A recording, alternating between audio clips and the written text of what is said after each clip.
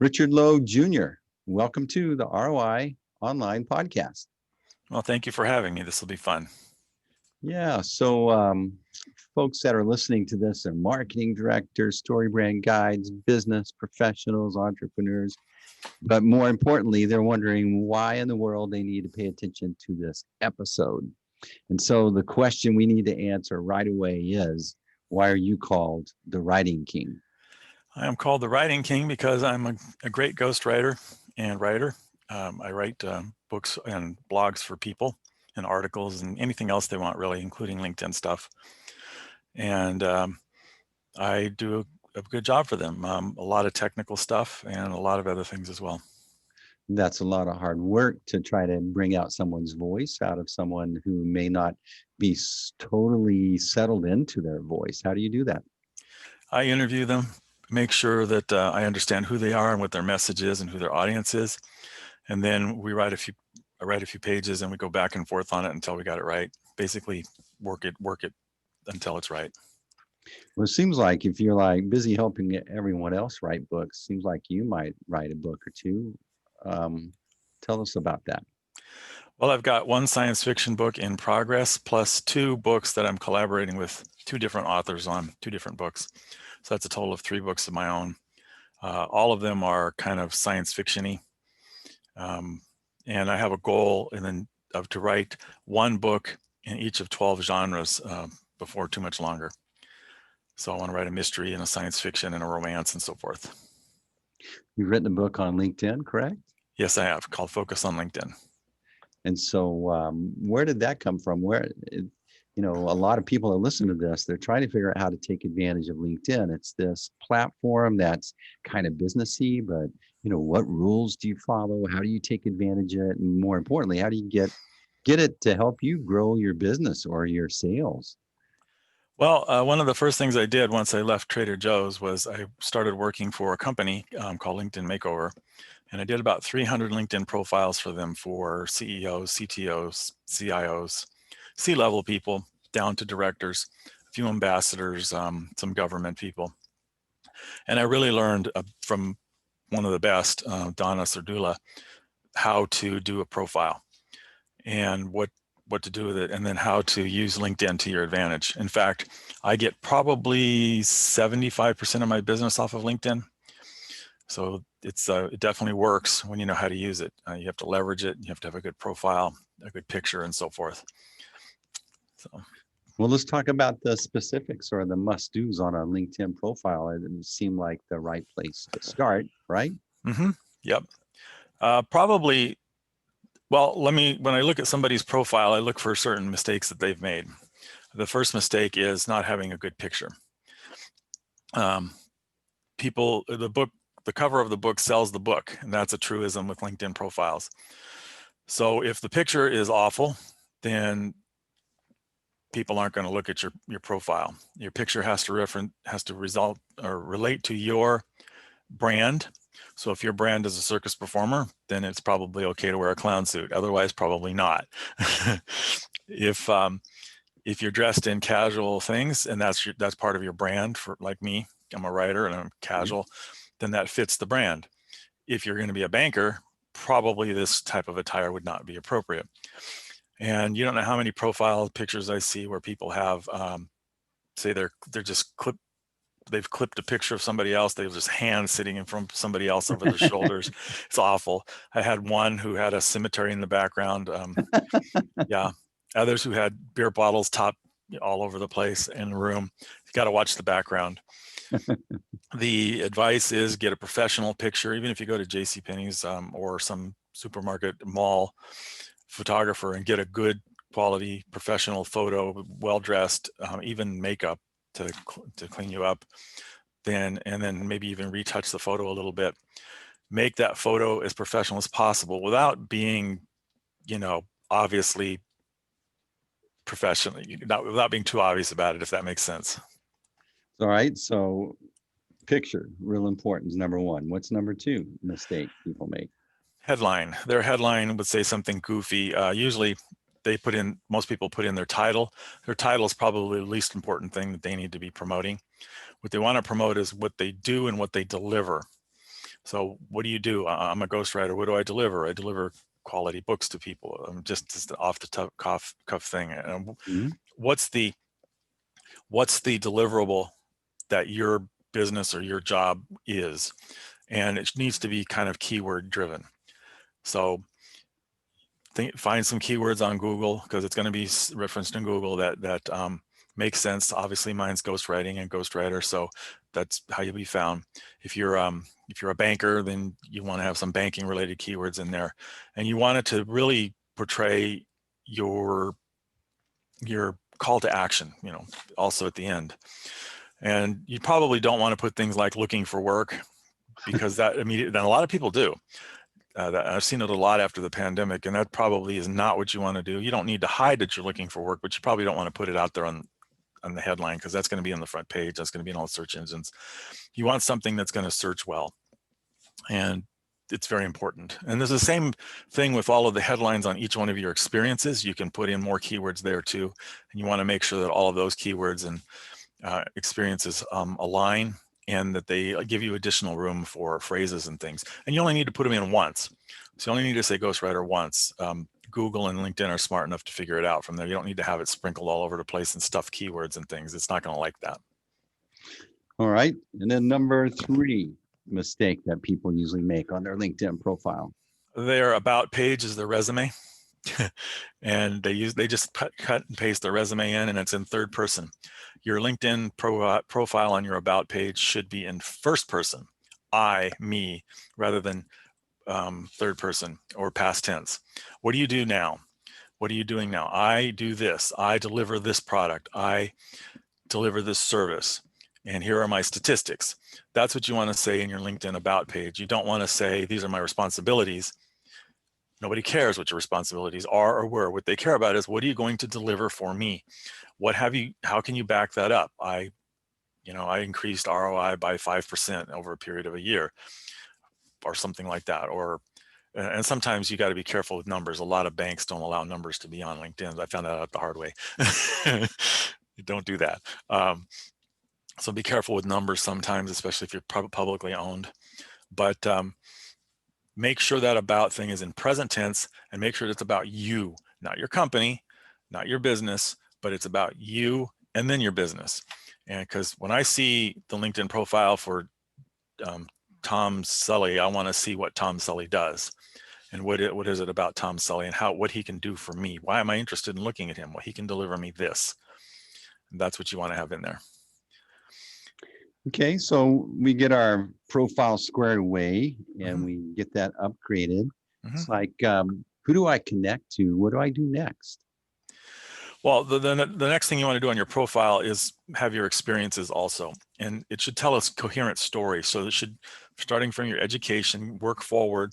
And if you're an engineer now, but in the past you were, say, an auto mechanic, how did being an auto mechanic help you be an engineer? And just think about that and maybe write it in there a little bit. Connecting with people, connect with as many people as you can, but use some caution about connecting with them quickly. LinkedIn, like all social media, has spam filters. So be sure that you're not like, okay, connect. Oop, you're locked out. It will lock you out. Connect to people through the day, and as you meet them, and as you find them in groups and things, and as you run into them online, and as you go through stuff, connect with them, because it looks more natural, and you want it to be more natural than just bang, bang, bang, bang, bang, bang. Facebook's the same way. If you connect with too many people, or friend too many people on Facebook too quickly, it will lock your account out. So just be careful about that. But don't hesitate about connecting with people. And if you don't know them, write a little introduction. I know I read your book. I do that a lot. I read your book. I got interested in you. Or I see you're interested in AI, and I'm a writer about AI. How'd you like to talk? Stuff like that. Something to make it personal. And don't sell. You obviously, I'm a writer and I write about AI. You want to talk about it. It's just a little bit of selling, but it's more of an introduction. But if you send out a sales message, first of all, if you send it to me, I'm going to block you.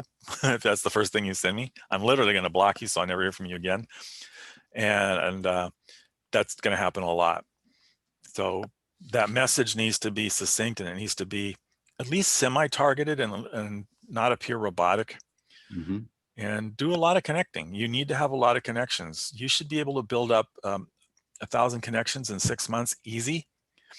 I've got almost 9,000 now, and I keep building them up every single day. And make sure they're your audience. That's super important. It's important when I write books for people. It's important when I write blogs for people. Who are you talking to?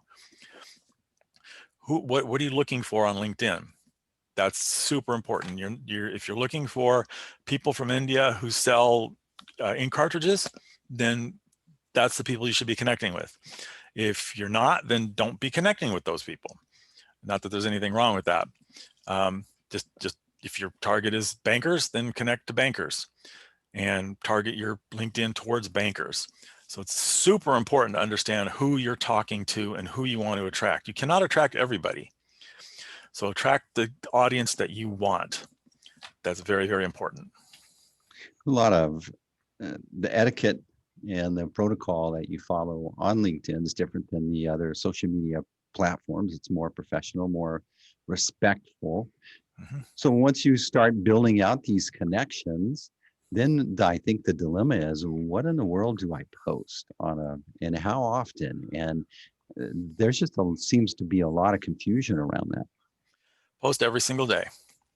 Even if it's just 100 words, post something about success you've had, or something you learned, or a class you attended, or an article you read, or something. You want people to begin to notice those. LinkedIn will notice that you're posting a lot. But here's the secret to all social media. It's the word social. Social media wants you to be social. And the way to be social is to post a lot and to comment on other people's and share other people's posts. Liking doesn't matter. The LinkedIn and all the social media doesn't really care about likes and things, but you want to comment on other people's posts and other people's things. And then LinkedIn or Facebook or YouTube or whatever goes, oh, this person's playing the game that I want to play. Good, I'm going to reward him by sending him more people.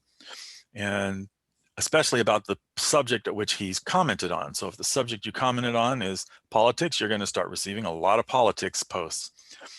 If the subject is AI, which tends to be me, then you're going to start receiving more and more artificial intelligence posts. But that's the key to succeeding on social media, any social media. Play the game that it wants you to play. If you don't play that game, you're not going to get the views and the likes and the comments and things, and you're not going to get people noticing you. That's interesting, because a lot of people they're stymied by what they should post. But what you're communicating is, you don't have to really worry about that right now. Go and be social and comment on other people's posts is just as advantageous. It's just as advantageous. It's probably even more advantageous, but you want to do both. But as you're commenting on other people's posts, your brain will say, oh, I could write a few hundred words about that. Maybe I'll post about that. Or maybe I have something similar to that I can post about. So you'll get some ideas, and you can even use the @ to reference the person that you borrowed the idea from and say, hey, I got this from you. And he's going to come and look at your thing, and he might start sending it out to people. And that's even more social when you start doing stuff like that. LinkedIn loves that kind of stuff. Wow. So then time, you would think that their objection would be, I don't have all this time to spend on social media every day. How do you answer that question? 15 minutes a day, 30 minutes a day tops. Set a time. Do it while you're eating breakfast or when you have some downtime or something. Set a time every single day when you're going to do this, and do it every single day, 5 days a week, whatever your work days are. I tend to sprinkle it on different times of the day. So I like to do a little bit in the morning, a little bit at noon, a little bit at night, maybe 15 minutes at a time. It doesn't take a lot. You just go through your feed, do some commenting, do a couple shares, write a quick post, maybe once a week, spend an extra hour writing an article, or even once a month. You can always hire a ghostwriter, me, to write those articles for you. And I have a lot of clients who do that.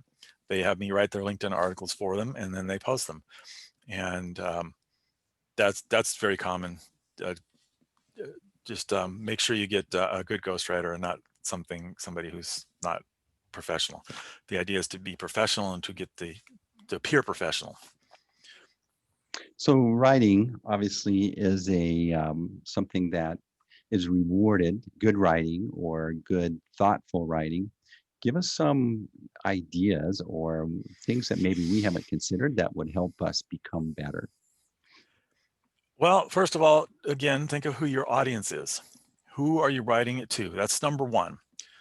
What's the theme? Who are you writing this article to? And why am I writing it? So if I'm writing an article about artificial intelligence, is that aimed at managers? Is that aimed at technical people? Is that aimed at people who want to hire me? Who's it aimed at? Let's say it's aimed at director level people. Well, director level people maybe aren't interested in the bits and bytes and stuff. They just want to know what it does. So write an article at that level. And then what's the theme? The theme is artificial intelligence can help the consumer because it controls their house for them, makes their alarm system safer, whatever. So that's the theme. And then just write it around the theme and write it to the audience and keep those two things in mind and you're going to do fine. And break it down into headers and subheaders. Use the heading a lot so that it has some logical flow. And put in pictures and videos if you've got them. Pictures and videos do great. Be careful with just hunting around on Google for pictures because you're going to run into copyright issues and you could get sued. Make sure you use stock photo. You can get free ones from Pixabay, or use your smartphone and take some pictures yourself. If you're writing an article about the factory and you happen to work in a factory, go out on the shop floor and take some pictures of those machines, assuming your company allows that.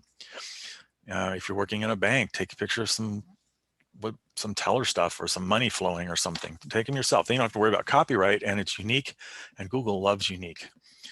And the more you do that, the better you're going to be. And videos are great too. LinkedIn has been slowly rolling out LinkedIn Live, which is the same as Facebook Live, but you can post videos all the time from whatever source you want from your camera or smartphone, and do that a lot. What are some best practices as far as video? The length of time, I don't know what the right question is to ask there. Short and sweet. 30 seconds to 60 seconds is a good length. A minute, 5 minutes even is probably okay once in a while. People's attention spans are very short. So, and funny, if you can make it funny. Funny is good. Keep it high level and make it inspirational is another thing you can do. Just a straight matter-of-fact video is probably not going to get a lot of hits, but a funny video will get a lot of hits. So if you're writing about HR, think of a way to make HR funny. Maybe some of those horror stories that you've come in over the years of people saying they did this or they did that, or you caught people doing this. As long as you change the names, of course, would probably make great videos, stories. But video is kind of tough because a lot of people are kind of introverted. So they don't do well on video. And if you don't do well on video, don't do it. If you like video, do it. If you like podcasts, do it. If you don't, then don't do it. That's my recommendation for everybody is pick the social media type that works for you. I happen to like podcasts and I like LinkedIn. And two channels, that's two different things, are probably about as much as most people can process, and that's as much as I can do. So I tend to not use Facebook as much because it's not really my market. But if you like Facebook and you can get sales on Facebook or sell your services or sell yourself, then use Facebook. Pick the one that works. If you're an extrovert, maybe video is great for you. For me, I'm not a video person. I don't mind video, but that's not where I come across really well. I tend to do good on podcasts, and that's just, and LinkedIn, of course, I pretty much got wired. Yeah. So when you keep mentioning artificial intelligence, where did you start to get interested in that, and why? Well, I've been interested in it since I found out about it many, many years ago, and I'm fascinated by the subject. AI, artificial intelligence, augmented reality, virtual reality, machine learning, and big data and things like that. I'm a techie. That's where my background is technical. So those things I just kind of fell into those, and I started writing books on it. because I could talk the talk and also kind of walk the walk a bit. And it just became more and more of an area where I'm really good at writing about, because I learned a lot about it, but at a management level, not in the techie level. And I don't tend to write down in the weeds articles about how the technology works on a low level. That's really not my forte. I'll tend to write at the higher level, like trying to sell a certain kind of AI to managers, or how does our augmented reality help a warehouse? That's the goggles that you can get to see things. Those are really cool. So I'm kind of fascinated by that, and I'm fascinated by how that will change the world and how it is changing the world. So you've written several books for, the way I see that I can add value is by helping business owners understand why this particular technology could be advantageous, not in the weeds like you're talking about, but, applied or application of that. That's what I'm understanding that your books are. Well, most of my books are written by people who want to enhance their career. So they use the book as kind of, this is my credibility, this is my expertise, this is my story, this is about me and about how I can help others and educate others. Mm-hmm. So they write the book as kind of their way in, their additional power over everybody else. It gives them a step up. So when they walk in to do a job interview, they say, I wrote the book on AI. When they want to get press, they send the press the book, their book. When they want to give speeches, they use the book. And a lot of my clients go into the speech route, and a keynote speech is $5,000 a pop at least. So you can go in and get a keynote speech at a conference. You've got it made if you can start doing that. And that's what a lot of them do with the books that I help them write. So where are they in their career? There's a life cycle that a lot of people, there's probably a common pattern that you see business owners kind of raise their head up and go, I think I should write a book. Usually they're at a point where they feel like they want to advance, but they see some barriers to that. The barrier in one of my clients was that he was in a Fortune 50 company, and he was kind of stuck at a senior VP level of a division, and he wanted to get up to major player, be a major player, and he just couldn't quite get out of that rut, so to speak. And he hired me to help him write a book, which, interesting enough, was one of my first books. And he specifically had the goal of getting the notice of the CEO of the Fortune 50 company, the whole thing. Mm-hmm. And when he was done, the CEO wound up writing the foreword to the book. So he achieved that. He gets keynote speeches before the pandemic anyway, for $10,000 a pop. He gets, so he paid for the book, and he gets, it's a textbook in classrooms over in where he lives, and it's also sells on Amazon. So he donates all the money from that to charity, because he doesn't care. That's not what he wrote it for. Right.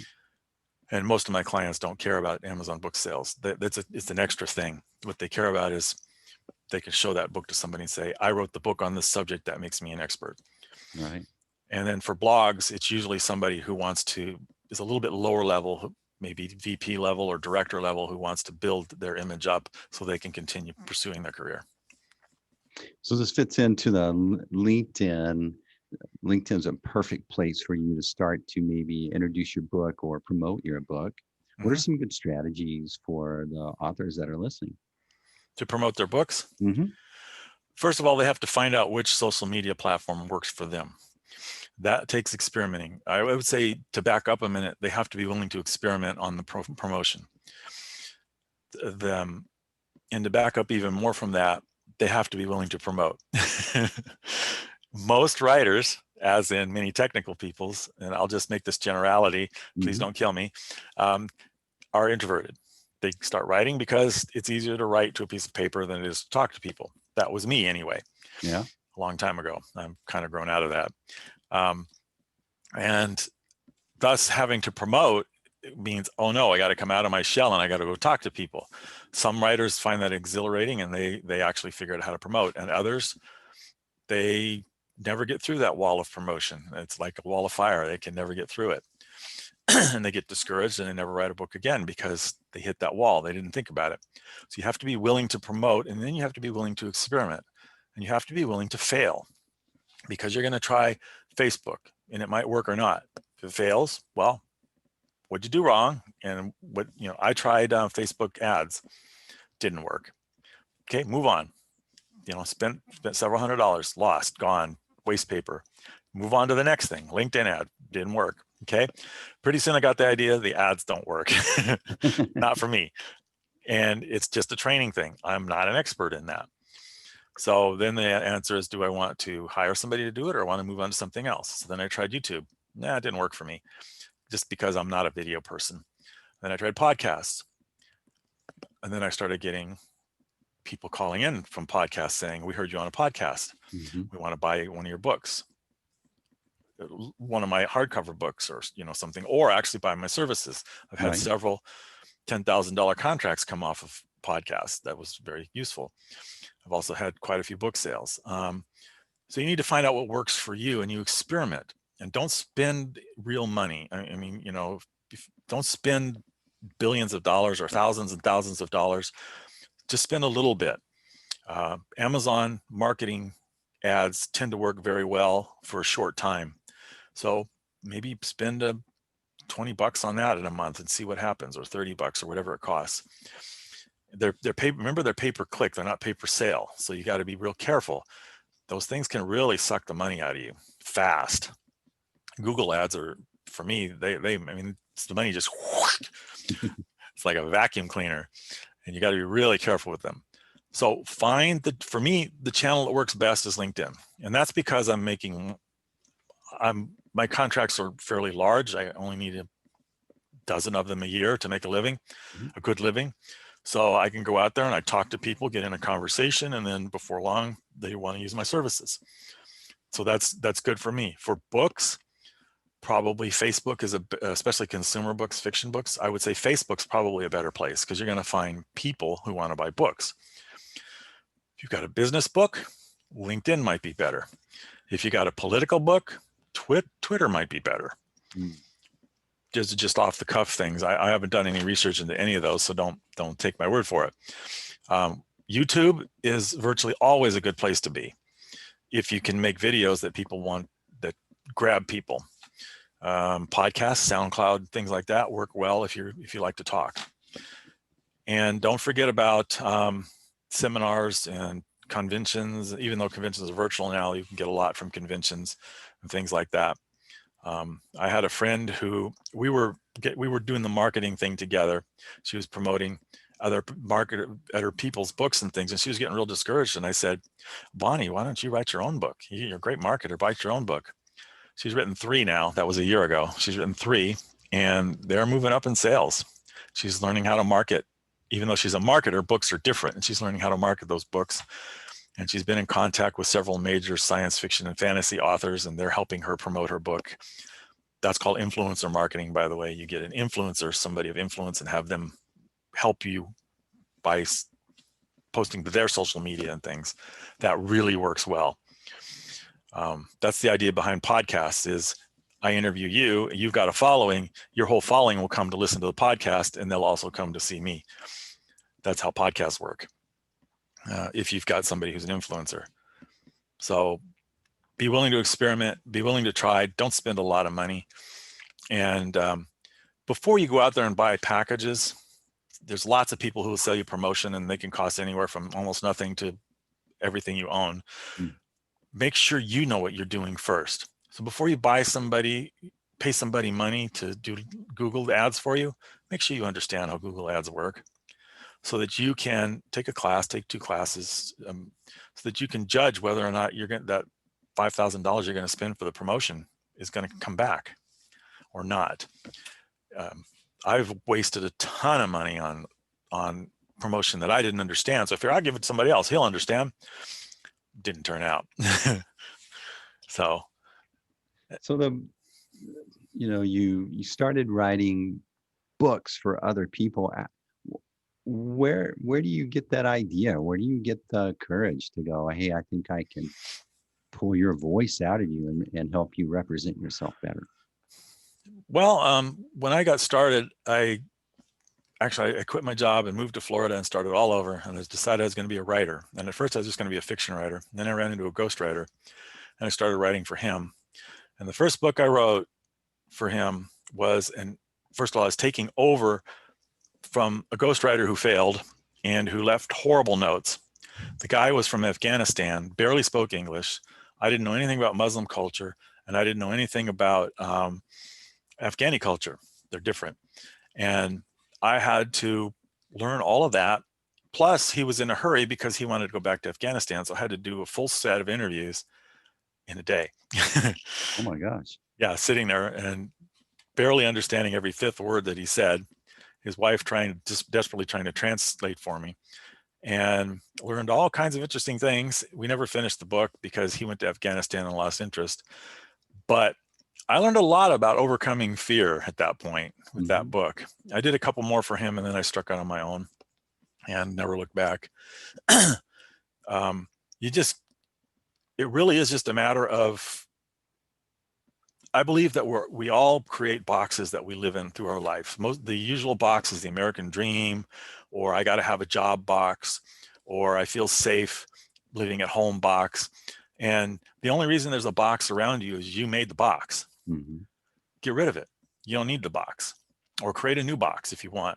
But there's books on get outside the box. Well, why do you even need a box in the first place? Is kind of my philosophy. Just eliminate it. And that's kind of what I did. I mean, when you think about it, I quit my 6-figure job and jumped off the cliff and moved to Florida and started over at age 53, and was successful until now. I'm making more money now than I was making at that 6-figure job just by ghostwriting. And I'm having fun and I have no stress. But back then there was a stretch. And going out and meeting clients it was a matter of, I have to do this because otherwise I don't know what I'm going to do. You know, I'm in my 50s and don't have a degree, and who's going to hire me for a 6-figure job? I ran into that problem.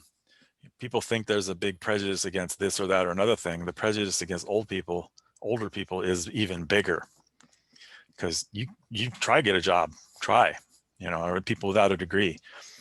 There's a big biases out there. Okay, you just overcome it. You just do it. I mean, I managed to live this far. I can do something, and it's just a matter of doing it. So what are some of the common themes that, you've been a ghostwriter for this time and you've worked with a variety of authors, but I'm sure there's a theme of they think they have a book in them, but there's a process to pull that book out of them. What are some of the hurdles that you help them get past to really identify that pithy book? Yeah. Well, I just basically talk it through with them, and they lean on me a lot. And that's part of my purpose. Is sometimes they barely know what they want to write about, and sometimes they know exactly what they want to write about. And sometimes they want to help me write the book. That first book I mentioned with the guy who wanted meet the CEO. That was a collaboration. We actually wrote the book together. I mean, every single day we spent an hour on the phone writing. So that was tough on the old back. And then there's another client that I have now who basically said, I want the book about this, write the book, have fun, call me when you're done. That's a book on artificial intelligence. And so I have to go out and write it. And every once in a while I send him a chapter and he kind of glances at it and says, yep, looks good. Those are a little bit more scary because, obviously he hasn't reviewed it heavily yet. So I want to but the process basically is decide what we want to write, decide who the audience is, go through the outline, and then we write a chapter at a time. So write the first chapter, review it. I'm getting better with your voice. Second chapter, review it. Third chapter, review it. Each time it's getting more and more and more closer to what you want. By the time we're on a third chapter, we're in sync. And then basically we follow that process to the end of the book. The main idea I have is to avoid having a revision phase at the end of the book. What we want to do is revise as we go. And then by the time we're done with the book, we've got a good polished manuscript that's ready for an editor. I always recommend they go to an editor after they're done with me. And the editors are not very expensive in comparison to a ghostwriter. And just read through the book and make sure that it's polished and that there's no nothing's fixed. I mean, remember, we write the book over a period of 6 months to a year. So there's going to be some inconsistencies and some things that the editor is going to fix. And that's what they do. And editing is a different thing than writing. They're two different parts of the brain. Totally. Yeah. Do you help them write their title, the book title? That seems like that's the most important piece of a book. The book title usually becomes apparent about halfway through the book. Sometimes they have it in mind at the beginning and then it changes, but it usually becomes apparent to them about halfway through the book. What I recommend is they do research and maybe even work with a marketing person to figure out what that title will be, because the title is something that will help sell the book. And a title that sounds really clever may not be the one that sells the book. So you've got to work on the title, but from a marketing point of view, not from a it sounds good point of view. And it can change multiple times. The point at which you can't change it is when the paperback is published. You cannot change the title on a paperback. You can change the title on a Kindle, but not on a paperback. Because it's not allowed. The Amazon and the ISBN service do not allow it to change. You have to create a new book. Oh, really? Yeah, you lose all your reviews and everything when you create the new book. So what's your expertise as far as the Kindle, direct publishing, the Amazon system, Audible? What's your experience in that area? Well, I've published 60 books of my own, plus 42 books that have been ghostwritten. Most of those books for the ghostwritten side are self-published, all but one. The one went traditional with a traditional publisher. And then on my books, 27 of them are nonfiction, and all 27 have audiobooks, paperback, hardcover, and Kindle. And you want to hit all of those formats you can, because the only cost involved in all of that for the platform is $50 for the hardcover. The paperback, Amazon doesn't charge you for. The audiobook, you can do a royalty split with the performer, or you can do the performance yourself. A lot of people do it themselves. And the Kindle is also, they don't charge for. What I do as part of my service is just, I charge an hourly fee and I can help people publish. I've done it a bazillion times, over 100 times now. So I can help them publish on all of those things, and I just do it, charge by the hour and do it for them. And that works really well. They'll also need a book cover and an editor and proofreader and stuff, and I help line up those things. I don't take a commission on any of those things when I refer. I believe commissions introduce conflicts of interest, so I don't take commissions when I refer. I just refer. Seems like that, just like LinkedIn, or like you said, in social media has a game. They want you to play a particular game that exists in the Kindle direct publishing and the Amazon system as well, correct? Yes. Yeah. In Amazon, you've got categories, which will help. So a category is a type of book. So let's say you have a category of artificial intelligence, and then a type of artificial intelligence. What you'll want to do is search out those categories to find one has sales, but not so many sales that you can't get on the first or second page. You want to get on the first page if you can. So if you go look at that category and all 20 books in the top of that category, the first page, have 60,000 sales each a month, you don't want that category, because you're never going to break that. They're getting promoted by the big publishers and things. That's how they get those sales. So what you want to find is a category that has, say, a couple thousand sales in the first few books, and then it starts dropping off to 50, and 10. And now you've got a category that you can break into, because you can see that it's getting sales, but it's not so competitive that you're never going to get there. That's the trick. So that's one of the games you've got to play. Mm-hmm. Then there's keywords. You've got to have keyword phrases and things in there. And Amazon keywords are different than Google keywords. Amazon keywords are like keywords were 20 years ago on the internet. They're just keywords. And Amazon doesn't have all the special bells and whistles that Google does.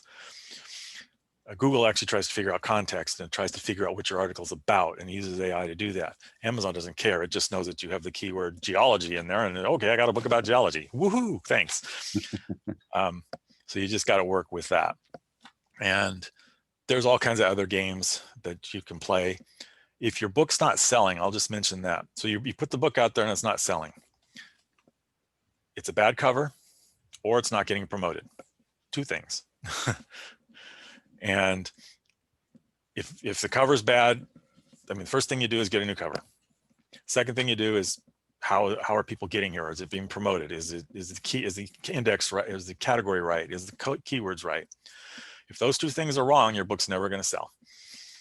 And if you fix those two things ahead of everything else by 100 times, then your book will probably sell. Then you look at the other things like the look inside, the title, reviews, and things like that come down from that. But if they never even get to your page, they're never going to see your reviews. And if they hate your cover, they're never going to see your reviews. So what's a good resource for the promotion to make sure that you're doing the promotion aspect correctly? There's several book websites or people out there that do that. They charge anywhere from, I think BookBaby charges $1,000 or something. I'm not sure, for a package where they do the cover and publish the book for me and format it and promote it. You just got to look around and find somebody you trust and probably fail a few times before you find a good one, or learn it yourself. There is no accreditation out there. There's no way to know if somebody's good or not, other than by their testimonials and what they say. Get referrals and try and go low before you go big. What I recommend authors do is, rather than write a big old novel that takes them a year and they spend a lot of time promoting and waste a lot of money and a lot of time and then get frustrated, publish a short Kindle ebook, 5,000, 6,000 words, say a short story or a novelette. The novelettes usually run about 10,000, 20,000 words. Write one of those first, because you can write them fast, you can polish them, and then you can try and promote them, and you can experiment, and you're not wasting the time, you're not wasting the money. If you write a big old novel and it doesn't sell, that's a big hit of time and money and resources and things and pride and so forth. But a short story, now short Kindle ebooks tend to sell very, very well if you promote them right. So you could put out a 20-page ebook, and you could probably, if you really promote it right, and if it's got the right categories and title and cover and stuff, I've seen people sell 20,000 copies at $2.99 each. Wow. Just because, and they only spent a day or two writing that. I've even seen people who've written 1-page short Kindle ebooks in an hour, send it out there and sell 1,000 copies for 99 cents each. So that's what I mean by getting out of the box. Get out of the box. And I always recommend try something small before you try the big thing. You can write a lot of short Kindle ebooks before you finish that novel, and then go to the novel. It'll also help you tune your writing skills, so you can adjust those. I've got a few out there, and they were fun to write, and they're just short and sweet, and I learned a lot about what to do and what not to do, and they're fun. So who are the kind of the best fit, or your audience that you work with when you sit and help someone ghostwrite a book? What's the perfect client for you? Well, I'm looking for clients who are at that level of management that I mentioned, director to C level, Mm-hmm. but beyond that, I'm looking for people, obviously, who have the money to afford me, who are easy to work with. That's something that I discovered right away, mostly from watching other ghostwriters, is they'll take anything because they need the money, and they get clients who are kind of snarky or difficult to work with, or don't pay, or you go to a ghostwriting group and you'll find lots of complaints about people not paying on time or problems with getting information. I look for clients who are easy to work with, because I'm easy to work with. My job is to deliver quality content on time, on budget, and give you something that will do what you want it to do. And I do that. I'm not late. I used to manage projects for a living. So I know how to get things done on time. I deliver quality, and I expect my clients to be easy to work with, because I left the corporate world to get rid of the stress, not to get more. And of course, things like the pandemic happened. Lost a few clients when it started. Mm-hmm. Most of them came back, and Interesting, the pandemic actually doubled my business because people they had time to write books, I guess. And yeah, so the ideal client is that. Now I also do fiction ghostwriting, and that's a whole different kind of client. And usually the fiction clients want to work very, very closely with me. They want to be right on top of it because it's their baby, and they're kind of nervous about giving up their baby to a ghostwriter. And by the time we're a couple chapters in, we're definitely cohesing as a team and having a good time. And again, I want a successful relationship for both of us. I want us both to feel good about it, and I want us both to feel relaxed about it, and I don't want us to have to worry about it. And that's the best kind. So what was like the biggest mistake you made working with a client? As maybe you went through the book, but there was something that you really overlooked and would never do again. I'm a believer of getting out of my box, but that first ever book that I wrote with the Afghani was way out of my league. I mean, it was my first book, and it had 2 ghostwriters had failed on it before, and that should have been a clue. And all the other things I mentioned. I mean, it was a fun book. The guy was a politician in Afghanistan before the Soviets invaded. So it was before the American invasion and before the Soviet invasion. And when there was a coup, and when it happened, he had to leave the country or get shot. Yeah. Huge story, wonderful story. It sounded so sexy. It sounded so wonderful.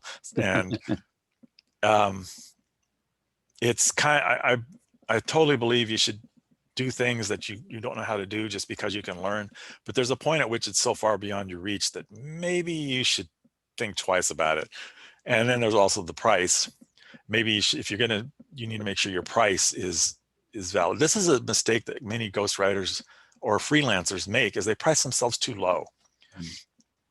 You can also price yourself too high, but if you price yourself too low, that screams amateur. You need to price yourself at a high enough level where it says, I'm a professional. And if you want a professional, these are the rates you pay. So you do some research to find out what professionals are charging. It's usually in the middle between the highest and the lowest. And that's what you charge. And you don't negotiate that away, at least not a lot. If you're charging, $100 an hour, if that's what you think a professional should get, then that's what you should charge, and you should get business. Obviously, if you can't get business at $100 an hour, maybe you should adjust your rate, or maybe you should adjust your marketing. But don't drop down to $5 an hour because you don't think you're good enough. Charge what you think, charge for the value, be professional. I think that's one sign of a professional, is they're charging professional rates.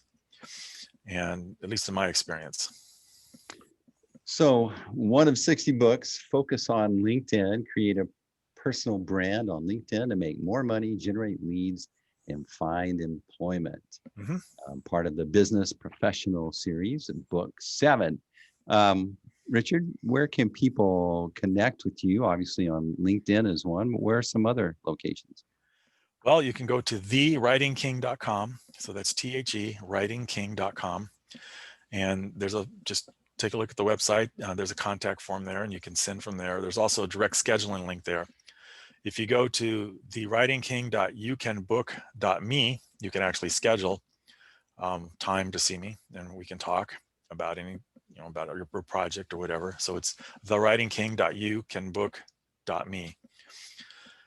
That's also on the Writing King website.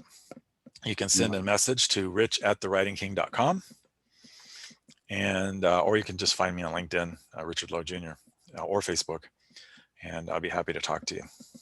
All right. Richard, thanks so much for being an excellent guest on the ROI Online Podcast. Thank you. It was a lot of fun. Thank you for having me. All right. And that's a wrap.